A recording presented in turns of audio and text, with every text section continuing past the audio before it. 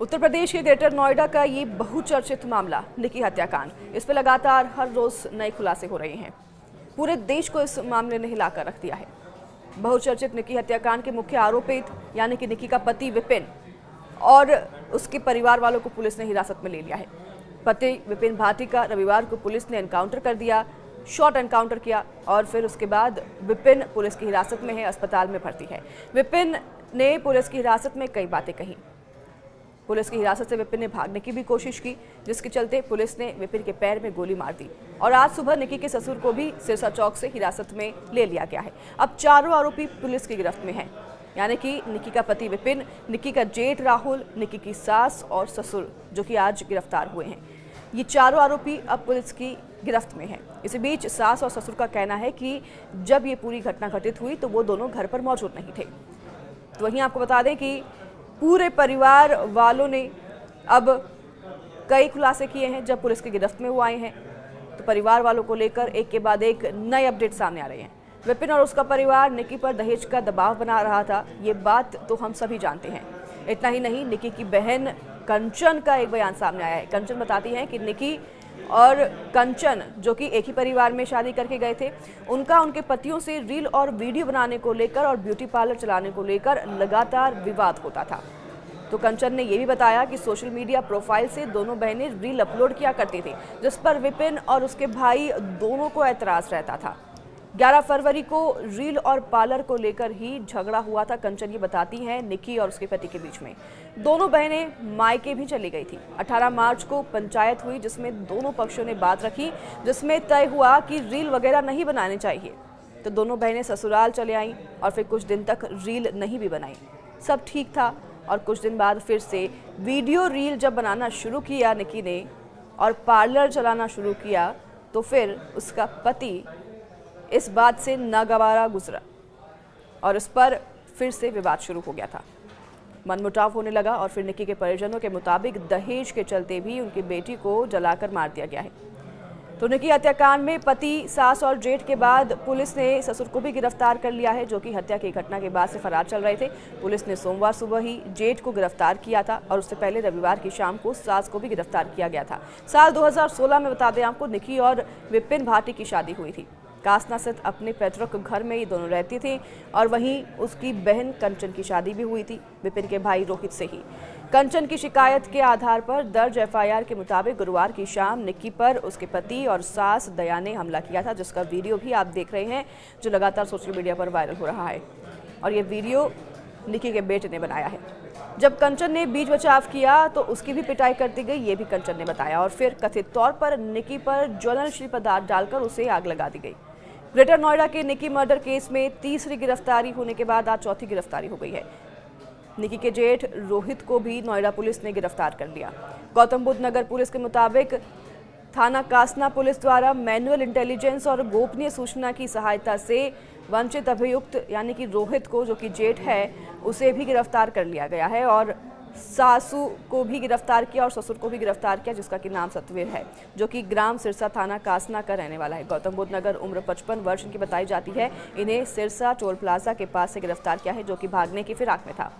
निकी की बहन की शिकायत के आधार पर पुलिस ने 23 अगस्त को विपिन को गिरफ्तार किया था। रविवार को पुलिस आरोपी पति विपिन को मेडिकल के लिए जिला अस्पताल ले जा रही थी और इसी दौरान आरोपी दरोगा की पिस्टल लेकर भागने लगा और पुलिस ने फिर उसका पीछा करते हुए सिरसा चौराहे के पास पैर में उसे गोली मारकर पकड़ लिया। निकी हत्याकांड में कार्रवाई करते हुए पुलिस उनकी सास को भी गिरफ्तार कर ले आई है। तो सास अपने बेटे विपिन को देखने के लिए अस्पताल जा रही थी, इसी दौरान पुलिस ने उन्हें भी पकड़ लिया। विपिन पुलिस के एनकाउंटर में घायल हो गया था और निकी की बहन और उसकी देवरानी कंचन ने बताया कि विपिन का किसी और महिला के साथ भी संबंध था, जो कि निकी को पता चल गया था और इसलिए निकी और विपिन की लड़ाई होती रहती थी। कंचन ने यह भी बताया कि 21 अगस्त को उसने ही सास के साथ मिलकर सारे घटनाक्रम को अंजाम दिया था और कंचन ने ये जो सारा घटनाक्रम है अपने मोबाइल फोन में रिकॉर्ड भी किया था। 28 वर्षीय निकी भाटी की मौत ने एक बार फिर से समाज में व्याप्त दहेज प्रथा की क्रूरता और महिलाओं के प्रति हिंसा की सच्चाई को सामने लाकर रख दिया है।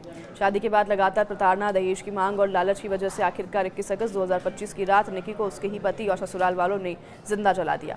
शादी के समय निकी के पिता ने समाज में मान सम्मान के लिए अपनी हैसियत से ज्यादा खर्च तो कर दिया। उन्होंने स्कॉर्पियो गाड़ी, बुलेट बाइक, नकद और सोने चांदी के जेवर दहेज में दिए, लेकिन यह सब भी विपिन और उसके परिवार की लालच को खत्म नहीं कर पाया। कुछ ही महीनों बाद नई मांगे शुरू हो गई। कभी पैसों के लिए दबाव बनाया गया तो कभी महंगी कार के लिए। धीरे धीरे यह मांगे प्रताड़ना और हिंसा का रूप लेने लगी। निक्की के भाई और पिता का आरोप है कि विपिन की नज़र उनके घर की संपत्ति और गाड़ियों पर थी, तो वह निक्की के मायके वालों से 60 लाख रुपए नकद और मर्सिडीज कार भी मांग रहे थे।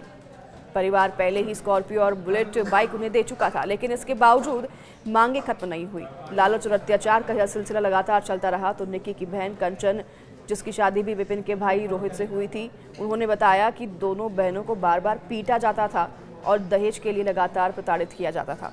21 अगस्त की रात निक्की के जीवन की आखिरी रात साबित हुई और पहले इस रात उसकी बेरहमी से पिटाई की गई। उसके बालों से घसीटते हुए वीडियो भी सामने आया है, जो आप देख रहे हैं। गले पर भी चोट दी गई और फिर शरीर पर तेजाब जैसी चीज डालकर जला दिया गया। इसके बाद उस पर ज्वलनशील पदार्थ डाला और लाइटर जैसी वस्तु से आग लगा दी गई। यह सब कुछ निक्की के 6 वर्षीय बेटे और बहन कंचन के सामने हुआ। छोटे बेटे ने रोते रोते हुए बताया कि उन्होंने मम्मी पर तरल पदार्थ डाला, थप्पड़ मारे और फिर आग लगा दी। सोचिए इस मासूम बच्चे पर क्या गुजरी होगी। यह बयान हर सुनने वाले की रूह तक हिला देता है। घटना का एक वीडियो सोशल मीडिया पर भी वायरल हुआ। इसमें निक्की आग में झुलसते हुए सीढ़ियों से नीचे उतरती है, लड़खड़ाते हुए जमीन पर गिरती है।